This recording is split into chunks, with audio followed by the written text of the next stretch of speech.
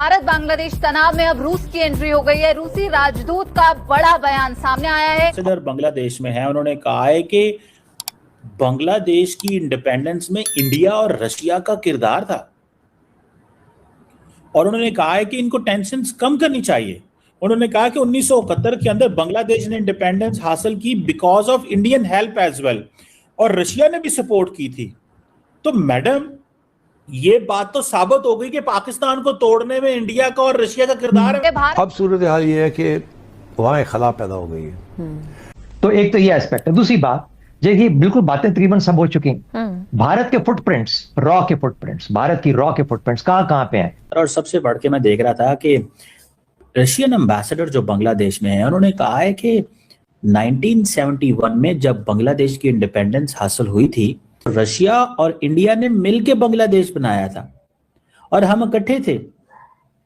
और सबसे बढ़ के एक और चीज भी हुई है कि वहां पे जो बांग्लादेश के होम एडवाइजर हैं, उन्होंने कहा है कि जी हादी उस्मान का जो किलर है वो उसकी लोकेशन का हमें नहीं पता, लेकिन वो इंडिया नहीं गया।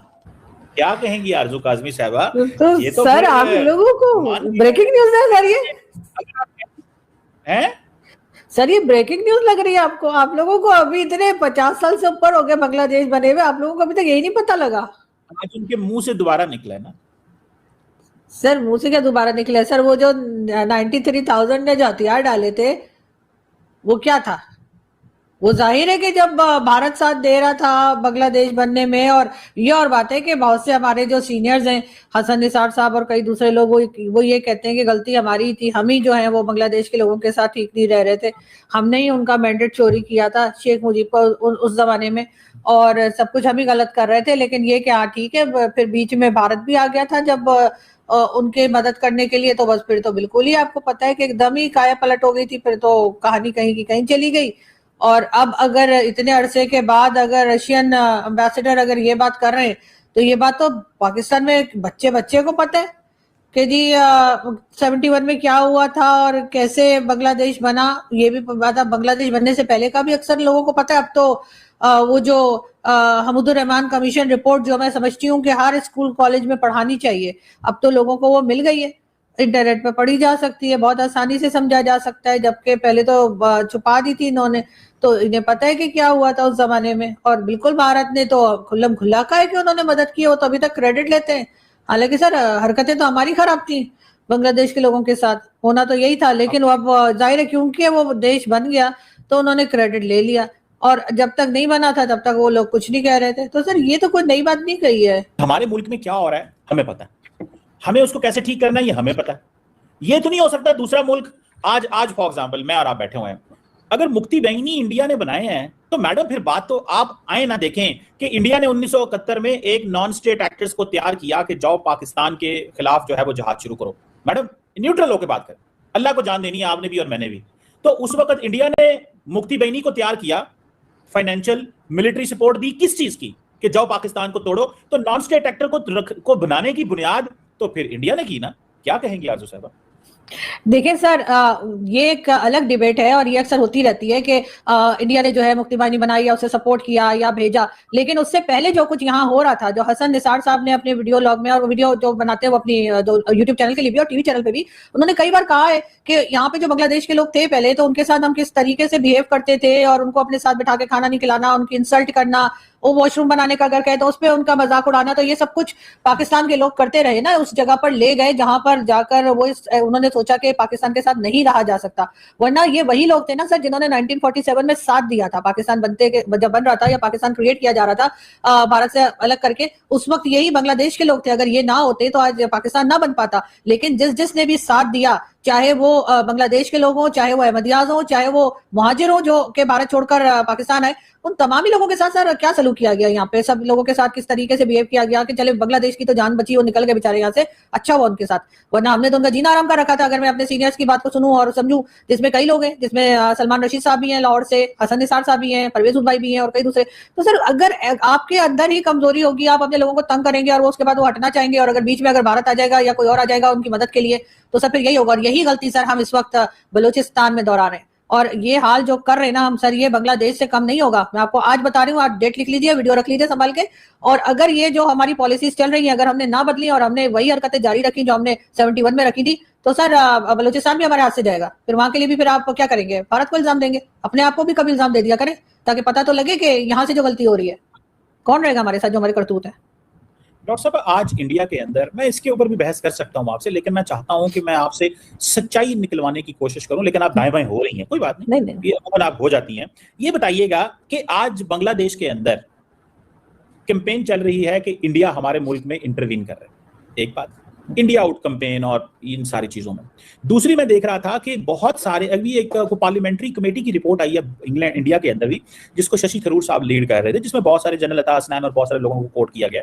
वो एक चीज कह रहे हैं डॉक्टर साहब, वो ये कह रहे हैं कि भाई आज की जो यूथ है बांग्लादेश की, वो समझती है कि हमारे मुल्क के अंदर खराबियां पैदा करने और उस वक्त ये दरारें पैदा करने और माहौल खराब करने में भारत का किरदार था। और आज बांग्लादेश के लोग कह रहे हैं कि ये भाई हमारे मुल्क में इंटरवीन करते रहे हैं और अभी भी कर रहे हैं, हम इस चीज को पसंद नहीं करते। इसमें क्या कहेंगी डॉक्टर साहब? बांग्लादेश और भारत अभी भी दो अलग अलग कंट्रीज हैं, दोनों के बॉर्डर्स बेशक लगते हो या पास में हो, लेकिन सर दोनों अलग अलग कंट्रीज हैं। तो आप ये नहीं कह सकते कि जो वो टू नेशन थ्योरी वाली बात आ गई। जो आप कह रहे हैं कि पाकिस्तान को तोड़ा भारत ने, तो सर भारत को किसने तोड़ा? जो आपने पाकिस्तान बनाया उसके साथ उस वक्त बांग्लादेश भी था, तो वो जो तोड़ा गया भारत को, तो आप लोगों को कुछ भी एहसास हो रहा है कि जब कंट्री टूटती है तो वहां के लोगों को कैसा लगता है? जब आपने भारत तोड़ के पाकिस्तान बनाया तब तो आप बड़ा जस्टिफाई करते हैं कि जी बड़ा सही था, हम तो वहां पे रह नहीं सकते थे, हिंदुओं के साथ नहीं रह सकते थे। लेकिन क्या आप मुसलमानों के साथ रह सकते हैं?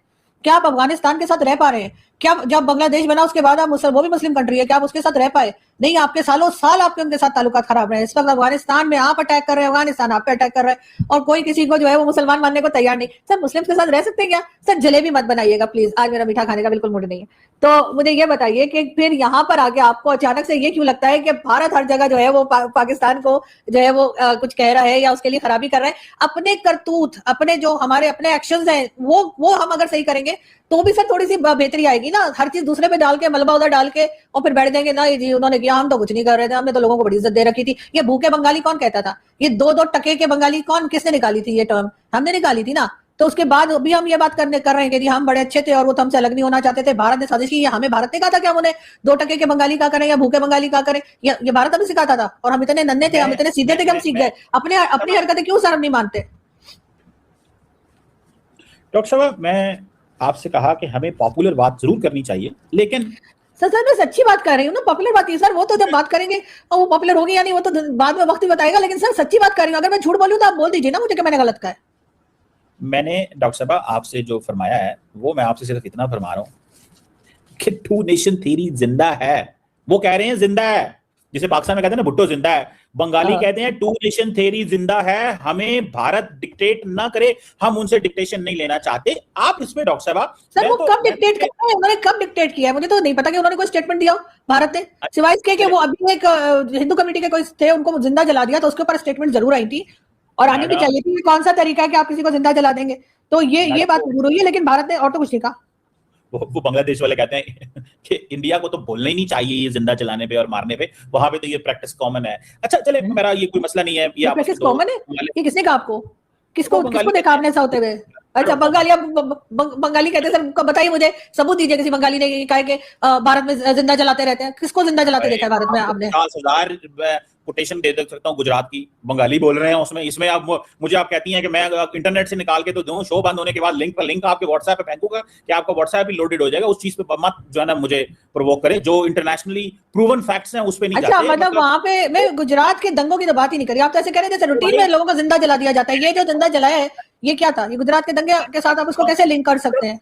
ट्रंप के फर्स्ट जो इंडिया, ऐसे तो सर स्वात में भी आदमी को जिंदा जला दिया था, बेचारा स्वात सैर सपाटा करने गया था और टीएलपी वालों ने उसको जिंदा जला दिया। ऐसे तो पाकिस्तान में भी कुछ इस किस्म के वाकयात हुए हैं। मैं कहता हूं होता है, हर जगह होता है, हर जगह नहीं होना चाहिए, नहीं होना चाहिए। वो देखिए डॉक्टर साहब, ये तो हम तो बाद में हम तो हकायक जानने की कोशिश कर रहे हैं। ये जो चीज है कि आज तो साबित हो गया कि बांग्लादेश जो है वो कह रहा है कि हमारे साथ ज्यादती की गई। अब तो वो सुना कायदे आजम की तस्वीरें लहरा रहे हैं वहां पे और कह रहे हैं कि यही अच्छे थे जिन्होंने हमें आजादी दी। ठीक है, तो मैडम ये आप कैसा महसूस कर रही हैं कि कायदे आजम के वाले से भी सुना है, वहां पे मुझे किसी ने बताया बड़ी बात हो रही है। तो सर मुझे तो लगता है अगर कायदे आजम आज होते तो शायद आज वो भी जेल में होते, क्योंकि हमारे यहाँ तो हर किसी को कोई भी बात करने में जेल में डाल दिया जाता है। अगर कायदे आजम या अल्लामा इकबाल जिन्होंने ख्वाब देखा था पाकिस्तान का, अगर वो जिंदा होते और इस वक्त आज के पाकिस्तान में होते तो वो भी शायद इमरान खान की तरह जेल में होते। तो इसलिए मुझे नहीं लगता कि उन लोगों को जो है शायद उनको पता नहीं है वो पाकिस्तान के हालात क्या हो चुके हैं, वरना वो हरगिज इस तरह से तस्वीरें ना लहराया करते। और कायदे आजम जिन्होंने कहा कि बकौल हमारे लोगों के कि कायदे आजम ने कहा कि हिंदू मुस्लिम साथ नहीं रह सकते, जबकि उन्होंने खुद ने अपना जो मुंबई का घर था वो सेल नहीं किया, कि उन्होंने कहा था जी मैं छुट्टियां गुजारने मुंबई जाया करूंगा। वो खुद जो है वो भारत से बाहर आने को तैयार नहीं थे, लेकिन हम सबको उन्होंने भेड़ बकरियों की तरह यहाँ लाके बसा दिया। और उसके बाद क्या हाल हुआ पाकिस्तान का वो आपके सामने, मतलब मुल्क चलाना तो नहीं आया ना किसी को भी उनके बाद, मतलब उनको तो इतना टाइम ही नहीं मिला कि कुछ बताते कि कैसे चलाना है क्या करना है। उन्होंने तो बस ला के कहा कि यहाँ पहुंचा दिया, अब तुम जानो तो तुम्हारा काम जाने। उसके बाद तो सर आपको पता ही है कि यहाँ पर क्या कुछ नहीं हुआ है, किस कौन कौन से जुल्म नहीं हुए, कौन कौन सी जहालत नहीं हुई है यहाँ पे। और अब हम जो है वो बांग्लादेश के मामले में, मतलब अगर उन्हें भारत से कोई प्रॉब्लम है बांग्लादेश के लोगों को, तो भाई बांग्लादेश के लोग जाने और भारत जाने। हम वहां पे क्यों पहुंच जाते हैं कि मिस्टर जिन्ना की फोटो लहरा रहे हैं और वो कर रहे हैं। हमारे यहाँ भी मिस्टर जिन्ना की फोटो को बहुत पसंद किया जाता है, लेकिन सिर्फ वॉलेट में। चले मैडम आपकी मर्जी है, लेकिन आप देखें ये तो हकायक सामने आ गए हैं कि बंगाली कह रहे हैं कि टू नेशन थ्योरी जिंदा है, हम मुसलमान हैं और हम ऐसे ही रहना चाहते हैं। और ये जो इंडिया के हमारे दोस्त हैं, इंडिया क्या कह रहे हैं उन्हें, इंडिया क्या कह रहा है के साथ मिल जाओ और हिंदू रिलीजन एक्सेप्ट कर लो, ऐसा कुछ कह रहा है या क्या कह रहे हैं? वहां पे मंदिर बना देंगे क्या? इंडिया ने क्या कहा जो वो कह रहे हैं टू नेशन थ्योरी तो सिर्फ बाकी में जिंदा है, तो कभी खत्म ही नहीं हुई। मैं डॉक्टर साहब इसमें अर्ज करने की जिसारत करना चाहता हूँ आपसे टाइम लेके। देखें डॉक्टर साहब, इंपॉर्टेंट चीज इसमें ये है कि इंडियंस जो है वो सारे बांग्लादेश को जहादी जहादी कहते रहते हैं। वो जिस मुस्लिम मुल्क के साथ उनके ताल्लुकात अच्छे ना, वो कहते हैं ये जहादी है। ये इनको बहुत लेट बाद पता चला, उन्होंने कहा ये जिहाद, तमाम मुसलमानों को वो जहादी कह देते हैं। तो इस पे मैडम बंगाली जो है ना वो कह रहे हैं कि ये हमारी इंसल्ट कर रहे हैं, कि ये हमें जिहादी कह रहे हैं जी, टेरर कैंप्स हैं जी हमारे यहाँ टेरर कैंप्स हैं। अब हर मुल्क को मुसलमान मुल्क जो है उसमें उन्होंने टेरर कैंप्स बना देते हैं, ठीक है। तो ये वो कह रहे हैं कि ये हम नहीं रहना चाहते, सर्वाइव, हम नहीं काम करना चाहते यार इनके साथ, हम नहीं इनके साथ उठना बैठना खाना पीना चाहते, बंद कर देना चाहते हैं, ठीक है। वो बंगाली चीफ बीट रहे हैं, हमें क्या मैडम, आप इस्लामाबाद में हैं, मैं तो सर उनको चाहिए, सबसे पहले भारत को चाहिए जितने बांग्लादेश के लोग उनकी कंट्री में रह रहे हैं, चाहे वो लीगल तरीके से रह रहे हो इलीगल तरीके से रह रहे हो, लेकिन वो बंगाली है बांग्लादेश के, भारत को चाहिए एक एक को पकड़ के जो है ना बॉर्डर के दूसरी तरफ निकाले। अगर मैं होती मैंने तो एक एक बंगाली को पकड़ के, एक एक बांग्लादेश के एक एक को पकड़ के जो है ना बॉर्डर के दूसरी तरफ छोड़ना था कि भाई आपको अगर अच्छे नहीं लग रहा है भारत में, अगर आप भारत को समझते हैं भारत नुकसान कर रहा है या टू नेशन थ्योरी व्हाटएवर जो भी उनका प्रॉब्लम है, अगर इतना प्रॉब्लम है तो सर ये आधे से ज्यादा जो बांग्लादेश है वो तो भारत में रह रहे हैं। किस लिए? मैंने एक देखा था, शेखर सुमन साहब एक बड़े फेमस किस्म के आर्टिस्ट हैं इंडिया के, वो टॉक शो भी किया करते थे मूवर्स एंड शेकर्स के नाम से। तो उनका मैंने एक शो देखा था, तो वो कहने लगे कि 15% जो 15% जो बंगाली है वो भारत से नफरत करते हैं। तो किसी ने कहा वो क्यों? कहने लगे इसलिए कि बचे ही 15% है, बाकी तो सारे के सारे जो है वो भारत में आ गए। तो सर जो भारत चले गए बांग्लादेश के लोग, सबसे पहले भारत की गवर्नमेंट को उनको निकाल देना चाहिए कि अगर हम आपको इतने बुरे लगते हैं, हम आपके साथ इतना बुरा कर रहे हैं, हम आपको क्या क्या कह रहे हैं और आपको अच्छा नहीं लग रहा, तो भैया भारत में क्यों रह रहे हैं? अपने देश में जाइए, बांग्लादेश आपने बनाया वहां पे रहिए आराम से।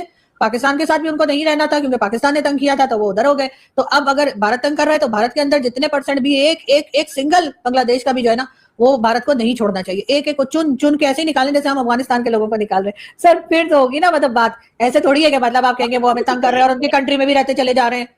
नहीं, तो हमें इससे क्या लेना देना, निकाल ले, ये इंडिया का मसला, बांग्लादेश। हाँ तो सर हम यहाँ पे क्या डिस्कस कर रहे हैं? तो सर हमारा अगर कोई लेना देना ही नहीं है तो हम फिर क्यों डिस्कस कर रहे हैं बांग्लादेश और भारत के बीच में जो कुछ चल रहा है? सर हम पिछले इतनी देर से जो बात कर रहे हैं तो हम बात करने के लिए कर रहे हैं ना, तो इसीलिए हम इसके ऊपर भी बोल रहे हैं।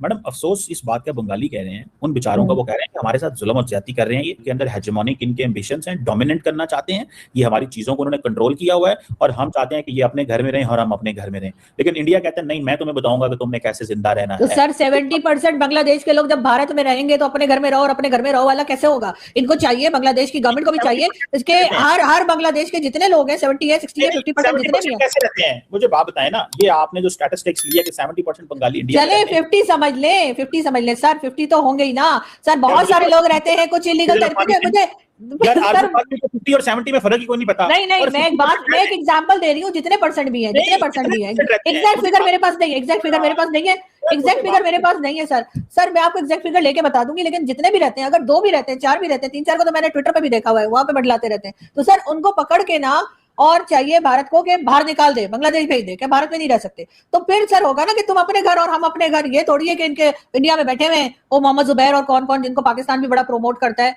वो एक है ना, मेरे ख्याल वो भी शायद बांग्लादेश के हैं, if I am not wrong. खैर उसका मुझे कुछ पता नहीं आता, लेकिन मैंने सुना है कि वो बांग्लादेश से। लेकिन सर बहुत से बांग्लादेश के लोग जो भारत में रहते हैं, उनको चाहिए फौरी तौर पे वो भारत छोड़ के वापस बांग्लादेश चले जाएं। बांग्लादेश वालों को, भारत के लोगों को भी चाहिए गवर्नमेंट को कि बांग्लादेश के लोगों को चुन चुन के निकालें और उनकी कंट्री में भेज दें। उसके बाद ऐसे ही दीवार बना दें जैसे अफगानिस्तान ने पाकिस्तान के साथ बनाई है, कि भाई तुम उधर और हम इधर, तुम अपना काम जानो, हम अपना काम जाने, बस झगड़ा खत्म। चले मैडम, मैं इसमें क्या कर सकता हूँ? आप ये समझती हैं कि नहीं तो सर क्या हल होगा? आप क्या चाह रहे हैं? आप कह रहे हैं कि वो इंटरफेयर भी ना करें, वो बात भी ना करें, वो कुछ कहें भी नहीं, लेकिन आप उनकी कंट्री में भी घुसे हुए इतनी बड़ी तादाद में।